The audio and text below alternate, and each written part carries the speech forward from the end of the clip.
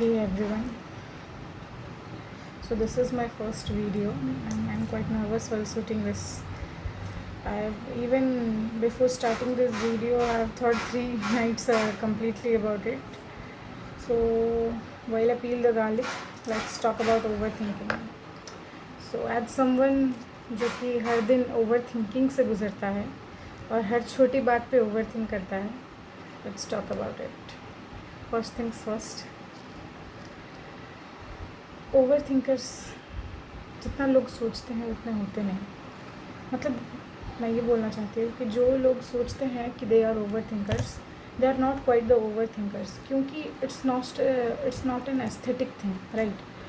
और overthinking is not aesthetic, it's exhausting, mentally very exhausting.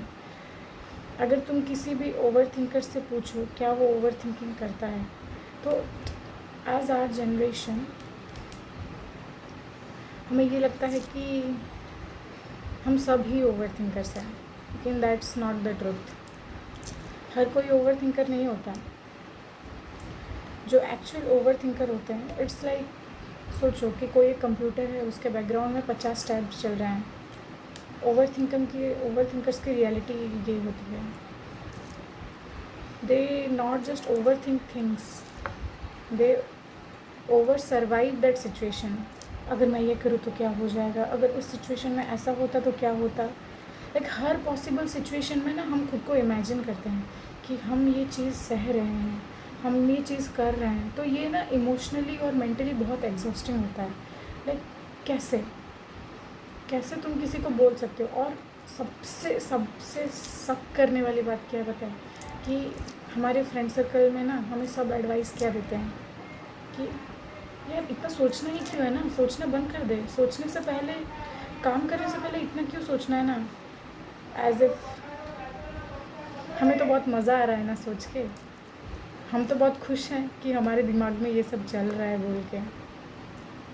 हम खुद से वॉल्यूंटरीली ये सब नहीं सोच रहे, हमारे दिमाग में वो चल रहा है. इट्स लाइक ऑटो प्रोसेस एक चीज़ ऑन है. जब बचपन से तुम्हें हमेशा ये बोला जाता है ना कि कोई काम करने से पहले 2 बार सोचो, तो तुम एक ऐसा एडल्ट बनते हो जहाँ पे तुम एक काम करने से पहले 100 बार सोचते हो. तो इवन मैं जब ये वीडियो अभी रिकॉर्ड कर रही हूँ, मैंने इससे पहले कल रात में सोई नहीं ये सोच के कि मेरे को वीडियो रिकॉर्ड करना है. But one of my friend push me कि चल करके देख क्या ही हो जाएगा. मतलब कोई चीज़ शुरू करने से पहले ही हम 1000 बार सोच लेते हैं वो चीज़ को, उस सिचुएशन में रह लेते हैं, जबकि वो चीज़ होने की पॉसिबिलिटी बिल्कुल नहीं है. सो मैं ये बोलना चाहूँगी कि what I have learned is that over thinking का कोई सोल्यूशन नहीं है. उसे तुम्हें खुद बंद करना पड़ेगा. लाइक तुम्हें खुद को समझाना पड़ेगा कि नहीं यार, मैं अभी ज़्यादा सोच रही हूँ उस चीज़ के बारे में जो कि मेरे कंट्रोल में भी नहीं है. तो मेरे लिए, मेरे एक्सपीरियंस के हिसाब से, ये मैं कोई थेरेपिस्ट नहीं हूँ कि कुछ नहीं हूँ, बट स्टिल मैंने जितना एक्सपीरियंस किया है उस हिसाब से मैं बोलूँगी कि ओवर थिंक का एक ही चीज़ है जिससे कम किया जा सकता है ओवर थिंकिंग को. जो मतलब मैंने एक्सपीरियंस किया है, अपने एक्सपीरियंस से बता रही हूँ. एक्सेप्टेंस. लाइक जितना जल्दी तुम चीज़ें एक्सेप्ट करना स्टार्ट करोगे ना, जो जैसा है उसको वैसा एक्सेप्ट करना स्टार्ट करोगे ना, उतना जल्दी तुम ये रियलाइज़ करना स्टार्ट करोगे कि यार तुमको और उतनी चीज़ें, उतनी थॉट्स नहीं आती अभी. क्योंकि अगर देखो, एक एग्जांपल दे के समझाती हूँ. लाइक मैंने देखा एक इंसान है, लाइक वो मुझसे अच्छा बिहेवियर नहीं करता. लाइक मैं जितना उनके लिए करती हूँ वो रिटर्न में मेरे दोस्त उतना मेरे लिए नहीं करते. तो ये ना हम सोचने लग जाते हैं कि लाइक इस फ्रेंडशिप में रहना ठीक है भी कि नहीं, whether it will be exhausting for me और नॉट. तो इतना सब सोचने की ज़रूरत नहीं है ना. अगर वो इंसान तुम्हारे लिए उतना नहीं करता तो तुम भी करना बंद कर दो. सिंपल बात है उतना. It's just as simple. हम ही उसको सोच सोच के कॉम्प्लिकेट बना देते हैं चीज़ों को.